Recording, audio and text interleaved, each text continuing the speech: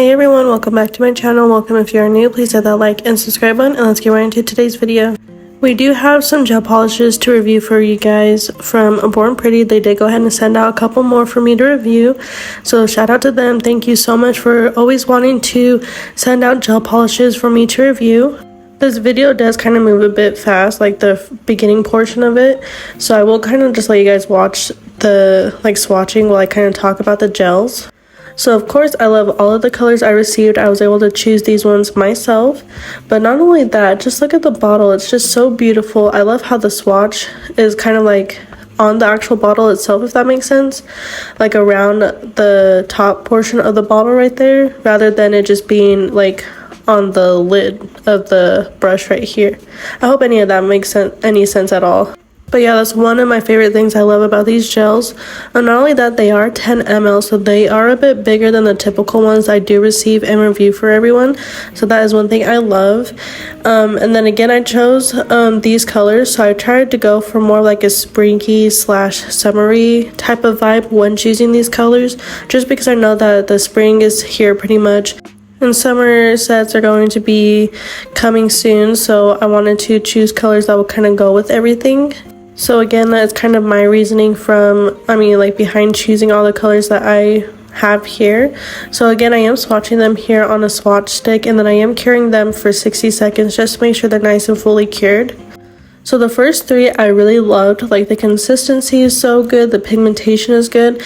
This one here, I absolutely love the color itself. Like, I've always wanted this specific type of like baby pink, but one thing I didn't really like is how thin it was compared to the others. Like, the consistency, I don't know if you can tell the difference, but it's a bit more thin and very has not as opaque, I would say, as the other ones. It's still very good quality and it still has a nice coverage. I just wish it was a bit thicker like the other gels and just a tad bit more opaque. And then this one here, I wanted to get this like glittery gel just because I love rose gold colors, and I feel like this one would just be perfect to put like either on top of any type of like pink color or even maybe a white, or just to have it by itself. I felt like it was going to be really cute, so that is why I chose this one here. And I'm just trying to spread out the glitter pieces a bit. And then these are all the swatches after they've been completely swatched. Let me know down below in the comments what your favorite gel from these swatches are. My favorite one would probably have to be the light purple, even though I'm not really a typical purple fan. That one is just very beautiful and it screams spring, so I really loved that one the most. So for today's video, we are going to be doing a very simple gel press on set, just to kind of showcase a few of the colors that I swatched in the beginning. I'm not going to be talking much throughout the rest of the video just because I can't tell, I don't know if you can tell by my voice, I am sick, so I don't really want to be doing this voiceover because it's like irritating my throat a bit more. So I just wanted to kind of explain the first portion of the video of me swatching all those colors. So I will go ahead and just let you guys watch the rest of the video play out. Like I said, it's a very simple gel press on set. It's like giving spring and Easter type of vibes, so go ahead and just finish watching the video if you're interested to see how the set turns out.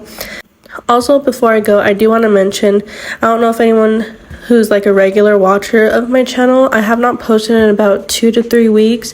I don't know if I want to stop completely filming long form videos just because it takes a lot of time.